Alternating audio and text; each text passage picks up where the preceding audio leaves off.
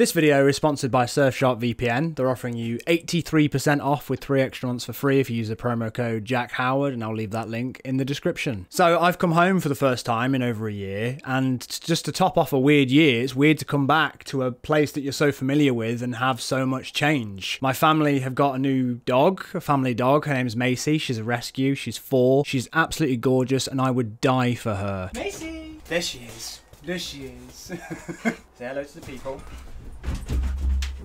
We did Christmas in May. We've opened up all of our presents now, which explains this. My sister got me this Christmas Back to the Future jumper, which I'll be wearing all year round, no questions asked. But I've also come home to discover that my mum has decided to put a bar at the end of the garden during lockdown, which I think we can all agree is genius, but I mean, it's also a bit of a mum bar. And let's be honest, there's a framed picture of just a generic picture of some champagne being clinked. I mean, we are moments away from there being a live, laugh, oh wow, no, there's a live, laugh, love just right there. Brilliant. So, recently my friend Dodie released her debut album, Build a Problem. If you haven't listened to it yet, do that. It's absolutely gorgeous. It got to number 3 in the official album charts here in the UK, and I'm just chuffed. I'm chuffed to bits. I'm absolutely chuffed. I'm so proud of you, Dodie. You made good shit, and now people are recognising the good shit. There's got to be a better way to say that. And if you don't know, I got to make a video for every track on that album. A little visual album of sorts. I'll leave the link to that in the description if you want to check it out. This video is going to be a sort of behind-the-scenes Q&A chat type thing, so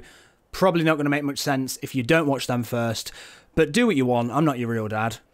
Or am I? You've asked me some questions about the things, I'm going to answer them.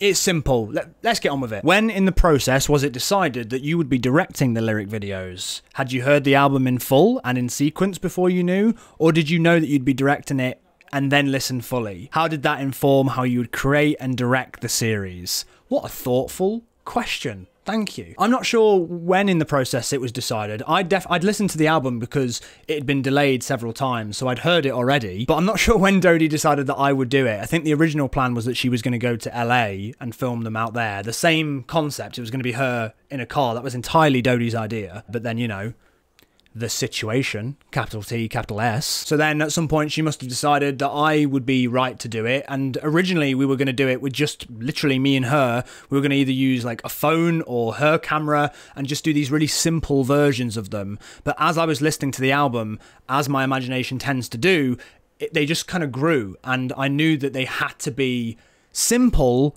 but I needed it to match how beautiful and, in a way, how theatrical some of her music is. I wanted it to be a match rather than just like me with a camera, which I didn't think would be good enough. How many people were in the car? Well, it was a team of 4, including Dodie. I obviously directed the videos and produced them alongside Sophie Newton, who is wonderful and irreplaceable. I can't wait to make more things with her. One of my closest collaborators, Kieran O'Brien, who is the DOP on basically everything you've watched here on the internet. And I can't believe that he got these videos to look as beautiful as they do with just him. It was just him and his equipment, and he made them look like it was made by a huge team. We also had a stylist called Shah Roberts, who Dodie worked with beforehand. Me and Dodie talked about the sort of outfits we'd like her to be wearing in the videos, but during the filming it was only me, Dodie, Kieran and Sophie. Sophie would be driving, Kieran would be operating the camera, or at least operating the focus. Sometimes I was operating the zoom when we were doing a contra zoom in 4 Tequilas. There's a contra zoom in that, which means that you push the camera forward, camera's being pushed in, and then you zoom out. So because that takes more than one pair of hands, I was zooming out and Kieran was focusing while the camera was pushing in. It was a very, very small, tight team, and that made it challenging, but also kind of fun. I would love to know the significance of the car to you as it relates to Dodie's song/album. There's quite a lot of questions about the car. Did filming most of it in a car limit what you could do? There was even a comment saying, why car? Which I really appreciated. Like I said before, Dodie came to me with the idea of doing them all in a car, which I immediately liked, and started saying stuff that really resonated with her, because I liked the fact that it immediately gives you the idea that she's on an actual literal journey. I liked that she starts the journey in an angel outfit, you know, looking sweet and innocent in a song called Air So Sweet. She's like holding all this anticipation and this excitement for what this journey might bring her. And the last track, Before the Line, she's in the driver's seat now. Everything is on fire. All the outfits from the other videos are surrounding her. She's so angry. That song is so angry. And then she decides to leave. She abandons the car. And I just liked that journey. It was like clear to me that that was the beginning and the end of the album, was getting into it and leaving it. Singing in super speed so that the camera/edit can be slow-mo? Question mark, exclamation mark. Which super speed / slow-mo lyric videos were the easiest and the hardest to film? You'd probably have to ask Dodie that. I think Special Girl was probably the hardest because it was the quickest one that we did. A lot of them are filmed at a higher frame rate. So basically what you have to do is speed up the track and then film it in slow motion, and then the mouth matches. Kieran was the one who knew all the maths for how that was supposed to work out, but even in the edit I had to like tweak it so slightly so that things would be perfectly in sync. Special Girl was probably the hardest because that was twice as fast that she had to sing it, but all the other ones usually were filmed at around 35 frames a second, which is about 10 frames slower than you usually film stuff at. This is filmed at 25 frames. That's the sort of standard for things like this. Filming things at 35, I really like doing that, especially for music videos, because it gives things kind of a dreamlike quality. It sort of just fits with music a bit better, I find. I just find it visually more appealing. Does it matter to you if people get it? I imagine there are hints, messages, and meanings that are subtle. Does it matter to you if people pick up on them, or is it nice knowing that they're there regardless? Well, without sounding like an utter wanker, it doesn't really matter to me if people get it fully. I hope people enjoy it and get something out of it, but if the actual intended meaning isn't interpreted, that's fine. In fact, I really like to encourage people to bring their own stuff to think. There's no wrong answers. I truly believe that. And I think that the role of a director a lot of the time is just to put the pieces there so that you can create the link, because human brains, we all just see patterns in everything. So there's not really anything I can do to make sure, unless I like point blank told you what it was, and I don't think that's interesting. I've seen people basically touching on some of the stuff that I was getting at in some of the videos, but not all of them.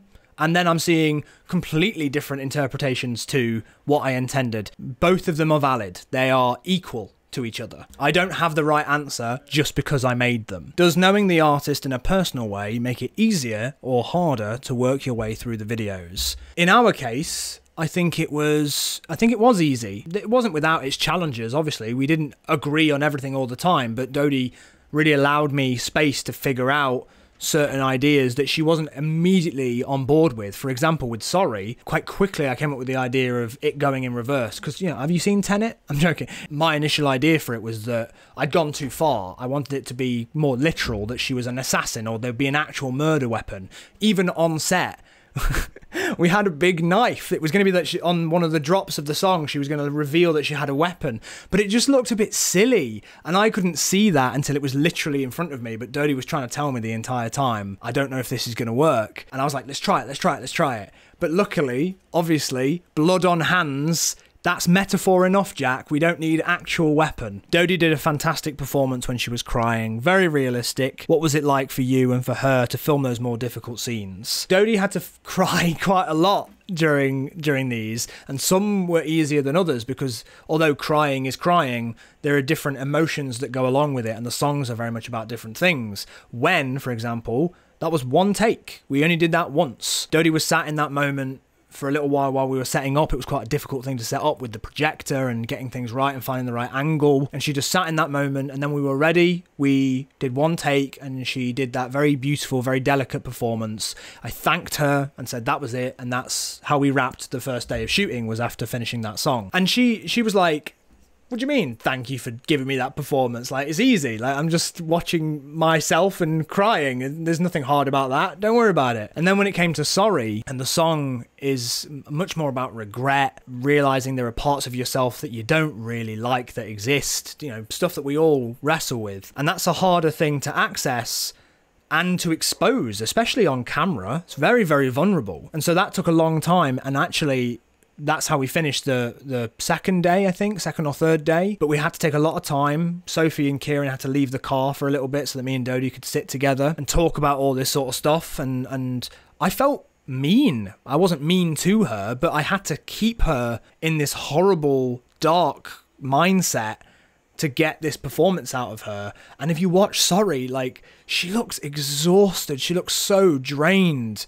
And the next day I came back on set and she was happier, she felt better. But I like apologized straight away because I was like, I'm so sorry for having to do that. I didn't want to do that to my friend. Obviously it was all fine, but some were easier than others. The amount of emotions that she went through in 4 days is insane. Okay, so now I'm going to do some song-specific questions. I'm going to go through in album order and do a track-by-track Q&A. Air So Sweet. Dodie begins the album outside of the car in Air So Sweet. Does that make ? An interlude towards a new act, or is it more of a break? Yeah, that's kind of how I thought about it. I definitely wanted to open it on an empty car so that we knew that this was happening with or without her, and she chooses to get in and be part of this journey. And then, yeah, ? is supposed to feel a little bit like a break. I wanted it to be surprising after spending so long in the car, all of a sudden, shot of the ocean. So yeah, a break or an interlude, it definitely feels like an appropriate way of describing it to me. In Hate Myself, Dodie pulled the arm off the mannequin. Was that planned? I couldn't tell. Yeah, we'd planned that bit quite specifically, actually, where she'd like nudge and then hit with that arm, and then she'd put that arm round the shoulder and then shake him and then pull it off, and she does such a great comedy like, ooh, face. What's lucky about all of these is that Dodie has such an expressive, emotional face, so you can kind of just hold a shot on her and her face tells you the story. I don't really need to do much else to push it in any direction because she's doing the work. In I Kissed Someone It Wasn't You, the ending of the drive when the car stops right on cue, how was that done timing wise? Well, again, not to like ruin the illusion or anything like that, that was a total accident. I was just sat next to Dodie watching it on my monitor, and as the car stopped, I just like, yes, and just told Dodie to stay in it. And I love that. I love that moment. We just stopped at a red light. It was not planned at all. It was just, we got very lucky. How did you manage to get the camera outside of the car? Well, the same as when we clamp lights to the outside of the car. We use these, they're basically like big suckers that you just put on and you twist them and they stay firm against the outside of the car. We did the same thing with the camera, just clamped it on there, and Kieran reinforced it with ropes and chains and cable ties. And then the entire time when we were filming I Kissed Someone It Wasn't You, he had his hand outside of the car with his hand firmly on the camera just to make sure it wasn't going anywhere. I have to ask if the I Kissed Someone It Wasn't You video was at all inspired by the shot in The Dark Knight. Subconsciously, maybe, but to be honest, I hate saying this, probably more inspired by the shot in Joker, which, say what you want about that film, it's beautifully shot, but mostly I was looking at the shot of Bill Murray from Lost in Translation. And if you haven't seen Lost in Translation, oh, here we go. Watch me work this in. You can use Surfshark VPN. Surfshark VPN is a virtual private network. It can help you protect your data, but also it allows you to access other content that's not available in your country, like Lost in Translation. If you haven't seen it, it's not available here on Netflix in the UK. I don't think it's available in the US either, but you can use Surfshark VPN to change your location very easily so that you can watch it in Italy. I really recommend that you watch Lost in Translation. It's one of the most, for me, influential films of a generation. It's so gorgeous and so deceptively simple, which is how I wanted these lyric videos to feel. Deceptively simple. You can get Surfshark VPN now for 83% off with 3 extra months for free if you use the promo code Jack Howard. I'll leave that link in the description. I found the video for Cool Girl the most interesting and least easy to draw a parallel between the song and the visual. How did you, Dodie / anyone else, come up with this idea? Is the later part where she puts the makeup on messy, her letting herself go, cracking through the pressure? It can be whatever you want. I wanted it to be deceptive. I wanted the beginning to feel like she was this cool girl, that she has no makeup on, she seems so comfortable with herself, she's eating a burger like it's nothing, and then as the video goes on, you start to see that this whole thing is like her playing a role with herself, that you're not sure which part of it is real, which part of it is performative, who she's performing it for, and then as it goes on, she starts to get confused between these all these different parts of herself, and that's why we have her like put on the tomato sauce and eat the... I think the next question is, did Dodie really eat that lipstick train? Yes, she did. We had her eat the lipstick because she was getting confused between these different sides of herself and not really being true to who she is. And for that one as well, I only really wanted to show her perspective on this date or whatever it is that she's doing, so that we got this very limited view. How many times did you go through the car wash for Special Girl? Was there a car wash budget? Once. One time, singular, uno, one take. That's all it took. It was so stressful though. There's a behind the scenes video that Dodie put on Twitter that, I mean, I did not want to have to relive that moment of anxiety when the song wouldn't play while we were already inside the car wash. I'd never wanted to experience that ever again. It should be playing. I don't understand why that's not playing. I'd forgotten. I'm very curious how you got the shifting colours in Rainbow. Were you actually driving by colourful lights that happened to be rainbow? Or did you have some kind of colour shifting lighting set up? No, we weren't driving by rainbow lights. It was a colour shifting. It's a tube light that we clamped to the outside of the car. Literally all it was me using an app, just turning up the rainbow light. During that fairy tale moment, during that like wish upon a star moment, I literally just turned up the light, and on one of the takes, one of the really good takes, the app decided to just not work. Rainbow was the last one that we filmed out of all of them and was one of the hardest ones to get right, but when we got it, I think it's one of the best ones. Can you talk about the story / what some of the interlude means, especially the one where she's at the beach? That's all imagery, and I wanted that to feel very much like a dream. It's her looking out at this ocean, which is supposed to feel really calm, but it's really violent and it's crashing. We got this really great day for it. And then there's this gate in front of her, this fence that's in front of her, so there's this break between her and ultimately the desire to be in this place that's scary and different. But the small thing that I really like in that video is that Dodie walks right to left. There's something kind of uncomfortable about that, because in the Western world, we read and experience things left to right. We just sort of naturally, that's sort of progression. If you're moving left to right, you're progressing. And we're having her walk right to left. Even if you don't notice it, subconsciously, it feels like she's moving backwards, like she's going back towards something rather than moving forwards. So I really like that. And then there's really obvious imagery in that one as well. Like there's a literal danger sign, and then she picks up the suit in a dry cleaning bag that she's going to be wearing in 4 Tequilas Down. Did I imagine the Graduate reference for 4 Tequilas Down? Kind of. I wasn't purposefully referencing the Graduate. I think that just the shape of the window just happens to be similar. But, I mean, the Graduate's great. I'm happy to get a little Graduate reference in there, even if it wasn't intentional. Is there a reason that Full Stop starts right after 4 Tequilas left off? Yes, Dodie was keen for the videos to feel as linked as the music is. Like the sort of second half of the album is one big track almost. All the music bleeds into each other, and we wanted the visuals to do that. Even Rainbow to Question Mark, although it doesn't feel too literal, we wanted it to feel as if she was looking out at the sea at the end. So then we cut to the sea, and that feels like it's linked, even if it's just in a slight way. What I felt was that the second half of this album is very beautiful but heavy, really emotional, and I didn't want to have a lot of videos of just Dodie crying in different emotional states. So I wanted Full Stop to feel a little bit like a peek behind the curtain. I think I saw a comment where somebody said it felt like you were seeing the behind the scenes of a theatre production. And I love that. Like, after maybe the most intimate thing that she does in the whole visual album, which is literally stripping naked and keeping her eye contact unbroken for a long time, I wanted her to suddenly break it and then break character, and for us to zoom out, go out of focus, you see like a bit of the light or whatever it is that you see, and you see her talking to me off camera, and then getting ready for the next video. And it's just this moment where you get to go, this isn't real. Why did you choose to have Sorry in reverse? The song is about regret and wishing you could go back and change things. And that's why I wanted to do it that way. It felt like a really obvious thing to do it that way. And then to do it through that black and white noir where it's revealed that she's committed a murder, whether or not that's literal. And I wanted it to be in reverse so that at first you'd sympathise with Dodie when you see her, that exhausted look on her face, and when the tear rolls back into her eye, you feel sorry for her.